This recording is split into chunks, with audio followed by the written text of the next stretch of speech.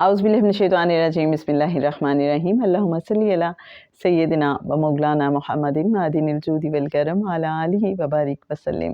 محترم خواتین و حضرات، السلام علیکم۔ خواب کیا ہیں اور خواب کی حقیقت قرآن شریف کی روشنی میں۔ آئیے اس حوالے سے دیکھتے ہیں کہ ڈاکٹر انیلا دستی صاحبہ کیا لکھتی ہیں۔ آپ جانتے ہیں کہ ایک ایسی کتاب جو آقا صلی اللہ علیہ وآلہ وسلم کے مہربان مبارک حکم پر لکھی گئی، برکات درود السلام اور زیارت رسول صلی اللہ علیہ وآلہ وسلم، آج کل وہ پڑھنے کی ہم سعادت حاصل کر رہے ہیں اور آپ کے ساتھ شیئر کر رہے ہیں۔ خواب کیا ہیں؟ انسان مسلم ہو یا کافر، امیر ہو یا غریب، نیک ہو یا بد، کسی بھی زندگی کے شعبے سے وابستہ ہو یا کوئی بھی مذہب ہو، کہیں بھی رہتا ہو، جب سوتا ہے تو اپنے دماغ کے پردے پر منعکس ہونے والی تصویروں کا مشاہدہ کرتا ہے۔ اسی کو خواب کہتے ہیں۔ کچھ لوگ زیادہ خواب دیکھتے ہیں اور کچھ کم۔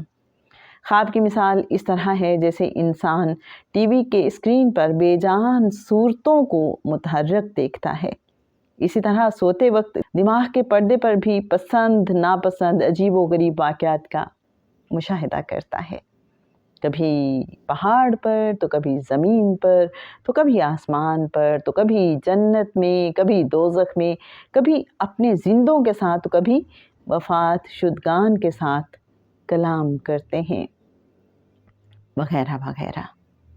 خواب کی حقیقت قرآن شریف کی روشنی میں۔ حضرت یوسف علیہ السلام نے اپنے خواب کا ذکر اپنے والد محترم حضرت یعقوب علیہ السلام سے کیا تو قرآن مجید نے اس واقعے کو یوں ارشاد فرمایا۔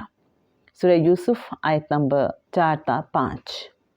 ترجمہ ہے: یاد کرو جب یوسف علیہ السلام نے اپنے باپ سے کہا، اے میرے باپ، میں نے 11 تارے اور سورج اور چاند دیکھے، انہیں اپنے لیے سجدہ کرتے دیکھا۔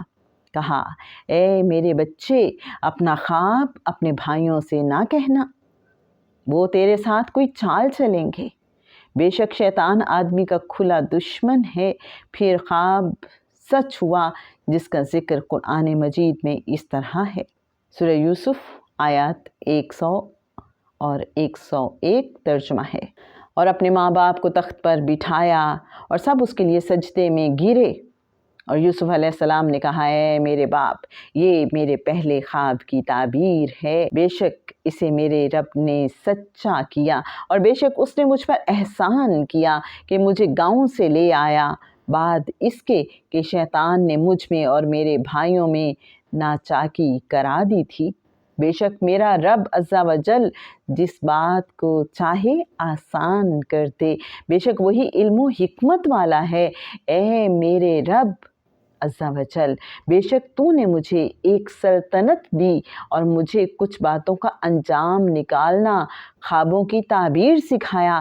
اے آسمانوں اور زمین کے بنانے والے، تو میرا کام بنانے والا ہے۔ حضرت ابراہیم علیہ السلام کا خواب۔ حضرت ابراہیم علیہ السلام کو جب حضرت اسماعیل علیہ السلام کے لیے خواب آیا، قرآن مجید میں وہ اس طرح بیان کیا گیا ہے۔ سورہ الصافات آیات 102 تا 105 ترجمہ ہے۔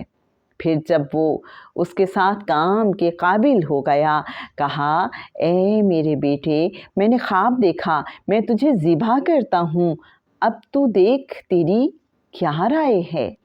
کہا، اے میرے باپ، کیجئے جس بات کا آپ کو حکم ہوتا ہے، اللہ عز و جل نے چاہا تو قریب ہے کہ آپ مجھے صابر پائیں گے۔ تو جب ان دونوں نے ہمارے حکم پر گردن رکھی اور باپ نے بیٹے کو ماتھے کے بل لٹایا، اس وقت کا حال نہ پوچھ، اور ہم نے اس کو ندا فرمائی کہ اے ابراہیم، بے شک تو نے خواب سچا کر دکھایا، بے شک ایسا ہی صلہ دیتے ہیں ہم نیکوں کو۔ حضرت محمد مصطفیٰ صلی اللہ علیہ وآلہ وسلم کا مبارک خواب۔